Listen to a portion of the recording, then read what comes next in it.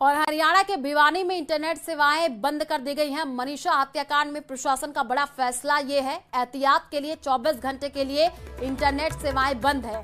आज सुबह महिला शिक्षक मनीषा का अंतिम संस्कार हुआ है।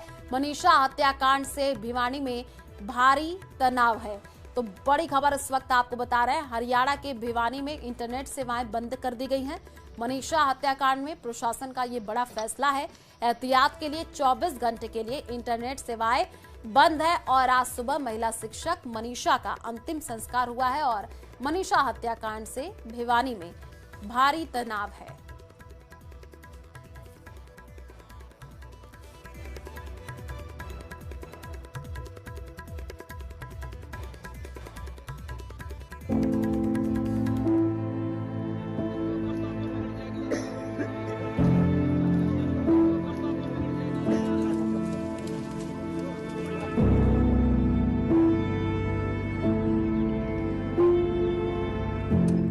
भिवानी की मनीषा का अंतिम संस्कार आज पूरा हो गया।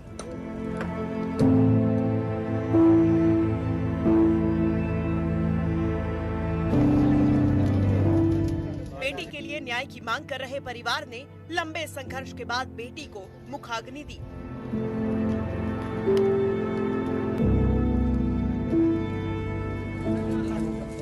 मनीषा का अंतिम संस्कार अंत नहीं, बल्कि इंसाफ के लिए जंग का एक पड़ाव है।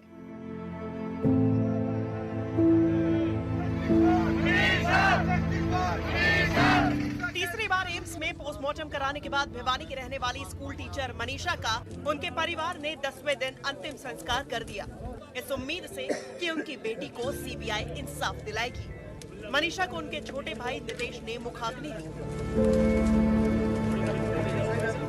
हजारों लोगों के साथ प्रशासन की मौजूदगी में बहुत शांतिपूर्ण तरीके से उस बहन को विदाई दे दी गई है। परिवार की तरफ से बात यही थी कि उन्हें और कुछ नहीं चाहिए, बेटी को न्याय चाहिए।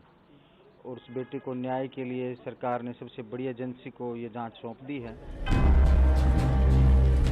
मनीषा के अंतिम संस्कार के लिए उनका परिवार बुधवार को शाम करीब 6 बजे राजी हुआ था। इससे पहले परिवार ने 2 मांगे सरकार के सामने रखी थी, जिसमें केस की जांच सीबीआई से कराने और दिल्ली एम्स में पोस्टमार्टम करवाना शामिल था। और उनकी दोनों मांगों को हरियाणा सरकार ने मान लिया था और इसकी जानकारी खुद सीएम नायब सिंह सैनी ने एक्स पर दी थी।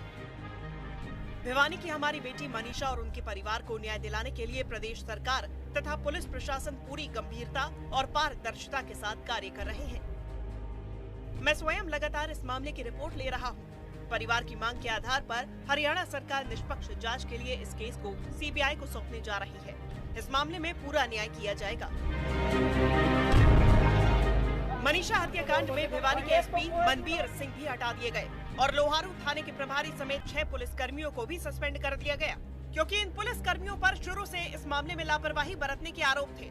और जब मनीषा का शव मिला तब भी मामले को उलझाने के आरोप लगे और पुलिस की इन्हीं हरकतों की वजह से लोगों का गुस्सा फूट पड़ा, जो पूरे 10 दिनों तक भिवानी प्रशासन के लिए चुनौती बन गया।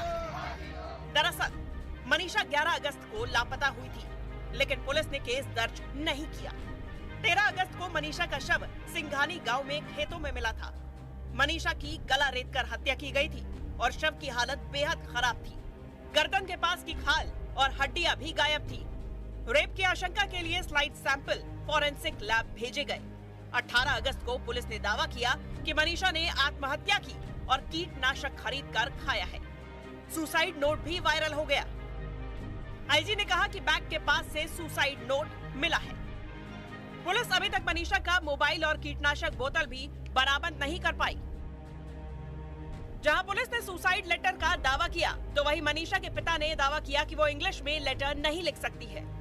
पुलिस की कहानी और परिवार के बयानों से मनीषा की हत्या की गुत्थी बेहद उलझ गई है, जिसे सुलझाने की जिम्मेदारी अब सीबीआई की है।